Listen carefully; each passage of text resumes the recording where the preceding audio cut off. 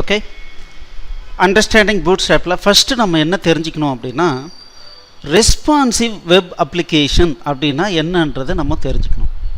இந்த responsive web அப்ளிகேஷனை பற்றி தெரிஞ்சதுனா தான் பூட்ஸ்ட்ராப் அப்படிங்கிறது தேவையா இல்லையா அப்படிங்கிறத நம்ம முடிவு பண்ண முடியும்.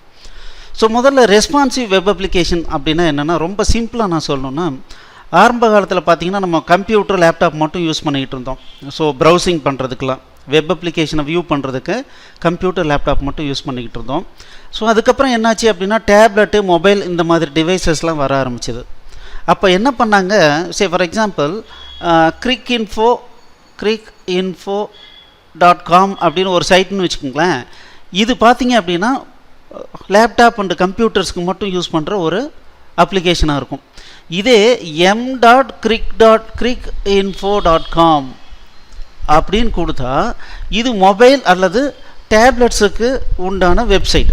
அப்போ என்னாகும் அப்படின்னா, 2 வெப்சைட் ஒவ்வொரு முறையும் க்ரியேட் பண்ணாங்க.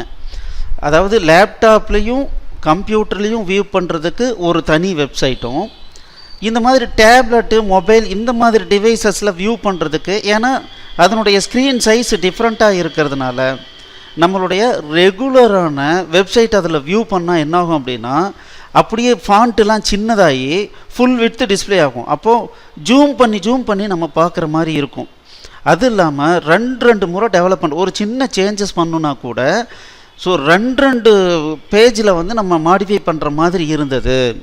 ஸோ இதை அவாய்ட் பண்ணுறதுக்காக என்ன பண்ணாங்கன்னா, ரெஸ்பான்சிவ் வெப் அப்ளிகேஷன் டிசைனிங் அப்படின்னு ஒரு டெக்னாலஜியை கண்டுபிடிச்சாங்க. அப்படின்னா என்னென்னா, ஸ்க்ரீனுடைய சைஸை பொறுத்து அதனுடைய கண்டென்ட் என்னாகும் அப்படின்னா அதுவாக ரீஅலைன் ஆகிட்டு வரும். ஒரு சின்ன எக்ஸாம்பிள் பார்த்தீங்க அப்படின்னா, இப்போ பாருங்கள், பூட்ஸ்ட்ராப் அப்படின்னு சொல்லிட்டு ஒரு வெப்சைட் இருக்குது. bootstrapdocs.com அப்படின்னு சொல்லி ஒரு வெப்சைட் இருக்குது. இங்கே பாருங்கள், இங்கே மெனு இருக்குது. ஸோ இங்கே மெனு இருக்குது. ஸோ இங்கே பார்த்தீங்கன்னா preprocessor, one framework, இந்த மாதிரி மெனுலாம் இருக்குது. சரி, இப்போது இதை நான் வந்து இது வந்து பெரிய ஸ்க்ரீனில் இருக்குது. இப்போ நான் என்ன பண்ணுறேன், இதை சின்னதாக ஸ்க்ரீன் மாற்றுறேன்னு வச்சுக்கோங்களேன். இப்போ பாருங்கள், ஒரு குறிப்பிட்ட சைஸுக்கு கீழே போகும்போது இது என்ன ஆயிடுச்சு அப்படின்னா வேறு மாதிரி வரும். ஸோ இப்போ பார்த்தீங்கன்னா இதை டேப்லெட்டில் வியூ பண்ணாலோ இல்லை மொபைலில் வியூ பண்ணாவோ என்ன ஆகும் அப்படின்னா இந்த மாதிரி டிஸ்பிளே வந்துடும். இது பாருங்கள், சைட் பை சைடாக இருந்தது, இது பெருசாக இருக்கும்போது சைட் பை சைடாக இருந்தது. இப்போ என்னாச்சு அப்படின்னா இந்த சைஸ் சின்னதாகும் போது என்ன ஆயிடுச்சுன்னா அப்படியே 1 by 1 ஆட்டோமேட்டிக்காக ரீஅலைன் ஆகிடுச்சு. ஸோ அப்போ என்ன ஆகுதுன்னா, விசிபிலிட்டி, ரீடபிலிட்டிலாம் பார்த்தீங்கன்னா யூசர் எக்ஸ்பீரியன்ஸ் ரொம்ப நல்லாயிருக்கும். இந்த மாதிரி ஒரே பேஜ், ஆனால் அது கம்ப்யூட்டரோ லேப்டாப்போ வந்ததுன்னா இந்த மாதிரி டிஸ்பிளே பண்ணுறதுக்கும், ஸ்க்ரீன் சைஸ் ரெடியூஸ் ஆகும்போது வேறு மாதிரி டிசைன், அதாவது ஆட்டோமேட்டிக்காக மாறிக்கிறதுக்கும், ரீடபிலிட்டிக்கு தகுந்த மாதிரி மாறிக்கிறதுக்கும் உண்டான டிசைனிங் தான் என்னன்னு சொல்கிறோம் அப்படின்னா ரெஸ்பான்சிவ் வெப் அப்ளிகேஷன் அப்படின்னு நம்ம சொல்கிறோம். ஓகே, இது ஒரு டெக்னாலஜி. ரெஸ்பான்சிவாக ஒரு பேஜை டிசைன் பண்ணோம் அப்படின்னா ஒரு டெக்னாலஜி. அதுக்கு ஆரம்பத்தில் என்ன பண்ணாங்கன்னா சிஎஸ்எஸில் இந்த மாதிரி வேலைகளை பண்ணிகிட்டு இருந்தாங்க. சிஎஸ்எஸ்ஸை 2 சிஎஸ்எஸ்ஸாக க்ரியேட் பண்ணுறது. ஸோ அது வந்து எந்த ரிக்வஸ்ட் எந்த பர்டிகுலர் டிவைஸ்லேருந்து வருதுன்றதை பார்த்துட்டு அதனுடைய ரெசல்யூஷன் என்னன்றதை ரீட் பண்ணிவிட்டு அதுக்கு தகுந்த மாதிரி சிஎஸ்எஸ் அப்ளை பண்ணுற மாதிரி ஆரம்பத்தில் டிசைன் பண்ணாங்க. அப்போ என்னாச்சுன்னா ரொம்ப காம்ப்ளிகேட்டடாக இருந்தது. ஸோ அப்போது அதை ஓவர் கம் பண்ணுறதுக்காக என்ன பண்ணாங்கன்னா ஒரு ஃப்ரேம் ஒர்க்கு க்ரியேட் பண்ணாங்க. அந்த ஃப்ரேம் ஒர்க் பேர் தான் என்ன அப்படின்னா இந்த பூட்ஸ்ட்ராப். ஸோ இந்த ஃப்ரேம் ஒர்க் அப்படிங்கிறது என்ன அப்படின்னா HTML, CSS, ஜாவாஸ்கிரிப்டை யூஸ் பண்ணி க்ரியேட் பண்ணியிருக்கிற ஒரு ready to use frame work.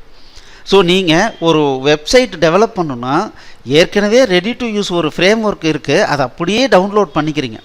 அதுக்கப்புறம் உங்களுக்கு வேணுங்கிற மாதிரியான டிசைனெல்லாம் அதில் அப்ளை பண்ணி ஈஸியாக நம்ம இம்ப்ளிமெண்ட் பண்ணிக்கலாம். இதனால் நமக்கு என்ன யூஸ் அப்படின்னா, நம்ம இதை ஹோஸ்ட் பண்ணும்போது அதை லேப்டாப்பில் பார்த்தாலும் சரி, மொபைலில் பார்த்தாலும் சரி, ரீடபிலிட்டியை, பெட்டர் எக்ஸ்பீரியன்ஸை நம்மளால் என்ஷூர் பண்ண முடியும். சரி, இந்த ஃப்ரேம் ஒர்க்கை நம்ம எங்கெல்லாம் உபயோகப்படுத்திக்கலாம் அப்படின்னா can be used with any technology. such as HTML. Just plain HTML pagesல இந்த framework யூஸ் பண்ணிக்க முடியும். Bootstrap framework யூஸ் பண்ணிக்க முடியும். இல்ல PHP ல யூஸ் பண்ணிக்க முடியும். ASP.NET ல யூஸ் பண்ணிக்க முடியும். இந்த மாதிரி any web application development languages எது இருந்தாலும் சரி அங்க நம்ம இந்த Bootstrap framework ஈஸியா இன்டகிரேட் பண்ணிக்க முடியும். ஸோ இதனால் என்ன அட்வான்டேஜஸ் அப்படின்னா responsive design. So computer, laptop, tablet, mobile இந்த ஒவ்வொன்றுக்கும் நம்ம தனித்தனியாக பேஜை டிசைன் பண்ணணுன்ற அவசியம் இல்லை. ஒரு பேஜை டிசைன் பண்ணோன்னா ஆட்டோமேட்டிக்காக எல்லாத்துக்கும் தகுந்த மாதிரி ரீஅசைன் பண்ணுற மாதிரி நம்ம அதில் கமெண்ட்ஸ் கொடுத்துக்க முடியும். ஈஸியாக பேஜ் டிசைன் பண்ண முடியும். இது ஒரு பெரிய அட்வான்டேஜ். அப்போது சிஎஸ்எஸ்ல போய் நிறைய மேனிப்புலேஷன் பண்ணிக்கிட்டே இருக்க வேண்டியிருக்கும். சிஎஸ்எஸ் உங்களுக்கு நல்லா தெரியும், ரொம்ப காம்ப்ளிகேட்டட். ஒரு இடத்துல சின்னதாக தப்பு பண்ணிட்டோம்னா கூட எல்லா பேஜுக்கும் மாறிடும் இல்லைங்களா? அப்போ மறுபடியும் அதை கண்டுபிடிச்சி மாற்றுறதுக்குள்ளார ரொம்ப கஷ்டமாக இருக்கும்.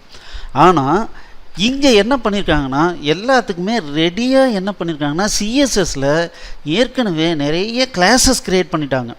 அந்த கிளாஸ் நேம்ஸை எங்கெல்லாம் அப்ளை பண்ணுறோமோ அங்கே ஆட்டோமேட்டிக்காக சில எஃபெக்ட் வர மாதிரி கொடுத்துருக்காங்க. அப்போது டெவலப்மெண்ட் டைம் ரொம்ப ரொம்ப சேவ் ஆகுது. அடுத்தது ரெடி டு யூஸ் காம்பனன்ட்ஸ். இப்போ பார்த்தீங்கன்னா ஒரு ட்ராப் டவுன் வேணும், சர்ச் பாக்ஸ் வேணும், டைப் அடிக்க ஆட்டோ ட்ராப் டவுன் வந்து அதில் செலக்ட் பண்ணுற மாதிரி வேணும்.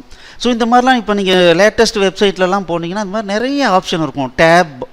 டேப் பாரு, ஃப்ரேம், இந்த ஃபார்ம் இன்புட் ஃபார்ம் பார்த்தீங்க அப்படின்னா ரொம்ப அட்ராக்டிவாக இருக்கிற மாதிரி இன்புட் ஃபார்ம் டிசைன் பண்ணுறது. ஸோ இந்த மாதிரி காம்பனன்ட்ஸ்லாம் பார்த்தீங்கன்னா நிறைய காம்பனன்ட்ஸ் இருக்குது. இதுக்கெலாம் நம்ம பண்ண வேண்டியது என்னென்னா சும்மா 1 or 2 லைன் கோடிங் எழுதணும் அப்படின்னம்னா நமக்கு என்ன ஆகும் அப்படின்னா அந்த காம்பனண்ட்டு ஆக்டிவ் ஆகிடும்.